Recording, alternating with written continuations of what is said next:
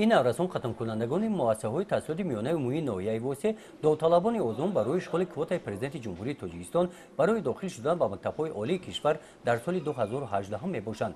کمیسیون عضوی کوتای پرزیدنتی در ناحیه واسه از کارمندان شعبه معارف و آموزگاران با تجربه عبارت بوده. در دور دوم عضو 230 نفر داوطلبان را به قید گرفتند. این نشان داد نظر به سال گذشته 60 نفر زیاد میباشد. نظر به سال گذشته این سال شماره دختران هم بسیارتر به قید گرفته شدهاند. پیش از آغاز آزمون نمایندگان مقامات اجرایی حاکمیت دولتی ناحیه واسه با داوطلبان هم صحبت شدند. قید نمودند که کوتای پرزیدنت جمهوری تاجیکستان این امتیاز به نفران قابلیتناک برای داخل شدن به مکتب‌های عالی کشور امکانیت خوب می‌دهد. قید نمودند که امروز در مملکت برای تحصیل علم آموزی داخل شدن به مکتب‌های عالی حکومت کشور همه شرایط‌ها را مهیا نموده است. تاکید نمودند که آزمون شفاف گذشته بهترین ها انتخاب کرده شوند. در جنبستی آزمون 60 نفر داوطلب برای اشتراک به دور سیوم راه خط گرفتند. санаи 1 марти соли равон бо иштироки раисони вилоятҳои суғду самарқанди тоҷикистону ӯзбекистон гузаргоҳи сарҳадии саразм ҷартепа боз гардид. он рӯз хурсандии шаҳрвандони ду мамлакатро ҳадду канор набуд, зеро аз соли 2010 инҷониб гузаргоҳ бо девор баста буд, модару фарзанд, хоҳару додар. хулоса хешовандон барои убури марз умуман имконияту иҷозат надоштанд. рӯзҳои аввал барои онҳое ки сарҳадро убур мекарданд имкониятҳои то ҷои мусоид муҳайё шуда буду онҳо метавонистанд бо шиносномаи миллӣ ба давлати ҳамсоя сафар намоянд.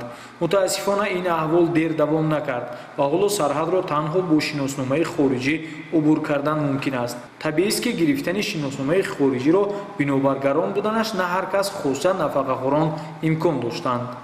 маҳз ба ҳамин хотир имрӯзҳо даҳҳо сокинони шаҳру деҳоти панҷакент ва дар маҷмӯъ мардуми водии зарафшон ба идораи ташкилотҳои мухталиф аз ҷумла ширкати садо ва симо муроҷиат мекунанд. убури ҳар як сарҳад қонуну қоидаҳои худро дорад ки онро албатта бояд риоя кард, вале аз рӯи инсоф мебуд агар арзу шикоятҳои мардум аз тарафи ташкилотҳои дахлдор ба инобат гирифта шаваду мушкилии онҳо дар чорчӯбаи қонунҳои амалкунандаи ҷумҳурии тоҷикистон ҳаллу фасл шавад.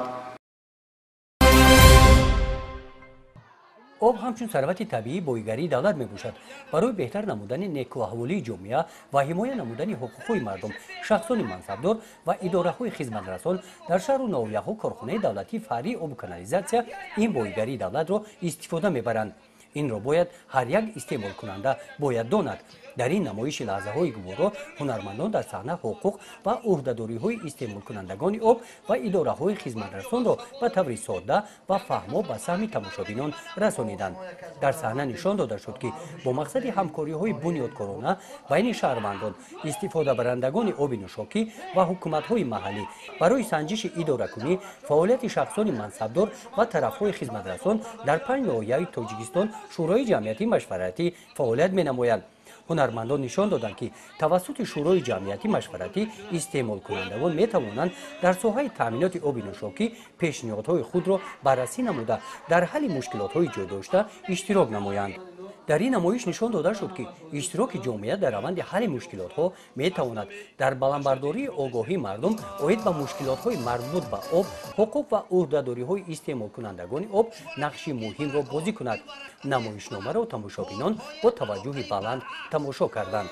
در این برنامه در موضوع آب، حقوق و عهده‌داری های استعمال کنندگان آب نوشاکی با تماشابینان سوال و جواب دایر کرده شد. با اشتراکچی فعال و برای قرائت شعر در موضوع آب بهترین ها صاحب تحفه‌های خاطروی شدند.